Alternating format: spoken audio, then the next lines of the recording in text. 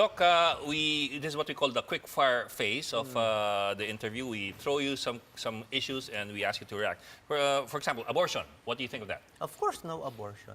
That's a complete, absolute no abortion. Absolutely. Walang consideration, like for example, victims of rape or how many weeks before birth. Mahirap eh. Oh, no abortion. But I think people should have the right to get free contraceptives and pills after they are aware of the side effects and advantages and disadvantages. So RH, but no abortion. Oh yes, Of RH course. and no abortion. No abortion. Is rice tariffication a good thing or was it a mistake? I've read the pros and cons. I read the column by Ms. Monsod. It looks okay. We can try that. There's a 10 billion amount you give to the farmers. If this will be implemented, it will lower the cost. For the short term, it's okay, but we need the long term to help the farmers. Are you in favor of divorce? Right now, no. I think we are not ready because I'm worried about the 95% happy couples because they will be in danger. And I'm looking at the effects of divorce to children, young children. Because their parents will be divorced, they might get into depression, suicidal tendencies. And same-sex marriage, I guess. I'm quite open to same-sex marriage. I have a different point of view. There are some studies that show, early studies, that being gay may be genetic. There's not only the XY chromosome, there's a certain gene. If you have that, you have a tendency to be This is a to be gay. scientific study Yes, you're citing? scientific. It's early, but the studies are there. It's going there. So possibly physiological. Possibly genetic. So if it's genetic, how can we blame the person? Okay. Diba? Kawawa naman. Ito, si President Duterte dito lang parang umaamin na hindi niya raw kinakaya. How do you solve traffic? Traffic. For traffic, I think short term, we need covered walkways. Okay. Covered walkways for health reasons, so they can walk so they won't get Na may hit or escalator. May escalator and seats every 200 meters. So infrastructure for pedestrians. Yes, kailangan walkable. Second, we should open the tributaries, the small roads. Hindi pwede yung someone died, may party, di ba? They put talyer. So Basketball court. What about court. ito? And also change the schedule. Speaking of roads, Change the schedule of Speaking of- schools and speaking of roads, should we open up all gated villages? during emergency situation, I think we can open up the gated villages. We have 5,000 kilometers of roads. We need 8,000 kilometers, including the villages. I think during emergencies, kung may lockdown, it's okay to open Dasma, Certainly. Forbes. Not to be part of everyday traffic options. We will see how much we need it. Do you live in a gated village? Yes po. No. It's okay with me. Kawawa po yung mga tao. I feel bad for them. They have to wait 2 to 3 hours. Traffic is a health problem. We get more heart attacks, stroke, the exhaust. And if you cannot urinate for 2 to 3 hours, it increases your blood pressure. So There's they a should wall. be allowed to urinate. There's a wall. There's a wall, and there are also special contraptions for men and women. So you're allowed to urinate. That's my medical advice. Are you in favor of lowering the age of criminal liability? I studied it very well from an open... I looked at US and Singapore. Their age is 7 years Quite low. old, low. Quite In low. Hong Kong, I think 10 years old. In other countries, South Korea, 14, 13. And I mentioned this in another show, and they fact-checked me. And they said that in China and Russia, it's 15 to 18 years old.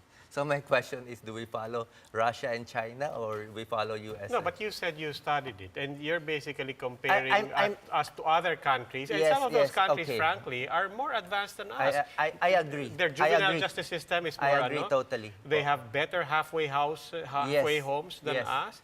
I agree totally po, yeah. Robbie. So for me, we can try reducing it to 13 years old because that's teenager, only after we have increased our 53% bahay pag-asa and more social workers. But you're But talking if there's an issue, we don't put the kid to jail, we bring them back to their But that's on the parents. level of the infrastructure. Opo. The psychologists and psychiatrists are also saying there's also the physiological matter of that the brain supposedly have not sufficiently developed at a certain age. They're arguing, yes, on the level of infrastructure, on the development of our society. They're also arguing on the level of the brain not having developed sufficiently to be able to say that these minors know the exact consequences of what they're doing. Yes po, there's always a pro and a con.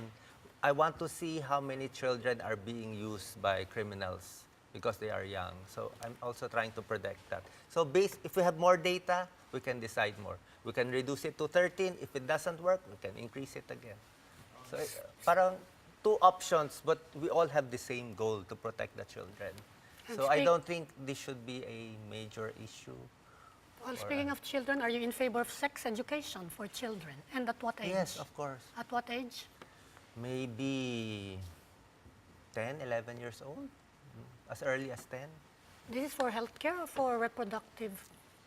I think that because there are some women who have menstruation at 10 years old.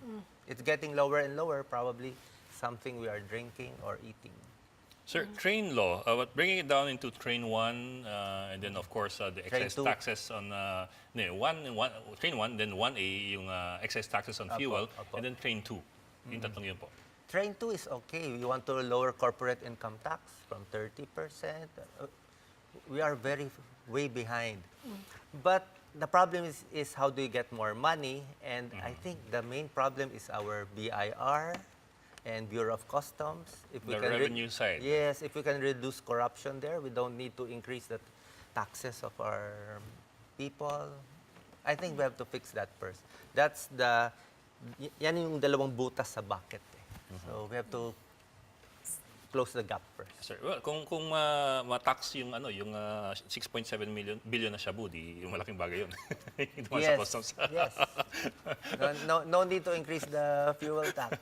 Doc, we're almost out of time, but we'll Yes. give you a few seconds, 20, 30 seconds to give your message. There are so many health issues that the public doesn't know about. I want to talk about food safety, whether our noodles are safe, medicines are safe, vegetables and fertilizers, chicken and antibiotics. There are so many things to think about. Cell site safety, nuclear radiation, all of these are very important topics. These are not being talked about, but I think the public needs to know. And as a senator, I want to look into these issues. I want to make sure our water, food, and medicines and vaccines are safe. Because I feel, personally, they are not as safe. Baka we can quickly lang. Sa Yes food po. safety, what should we watch out for? Food safety and cell phone safety. Very quickly. Cell site safety, ang problem kasi, those big cell site Towers, towers, it depends on the distance and how strong it is. If you're very near the cell site, there are studies that show it can decrease sperm motility. Okay, but there are also studies that show that's not true. Only for the cell phone. Or it's class 2B, probably not harmful. But for the cell sites, there's a lot of controversy. So I want to be the one to decide whether it's safe or not. Ako, kinabahan ako dun sa noodles na banggit mo yung noodles. Yes, noodles. Ang concern ko sa Kabangungot noodles, ba there are yun? some doctors who are saying the ingredients are harmful. Okay. I just have a feeling that the Japanese and Korean noodles are a little healthier. Healthier. And there are Yes. studies that show More expensive. you cannot eat noodles more than twice a week. It will increase your diabetes. But it's so the how do new we rice, protect sir. our people? I think we need a healthier noodle. Even lastly, our fast food chain. I'm concerned about the oil we are using because vegetable oil is not that healthy. Reheated oil can cause cancer in some instances. So maybe that's why our life expectancy is shorter and we have lots of cancer and breast cancer in the country. We have to protect our people. Okay.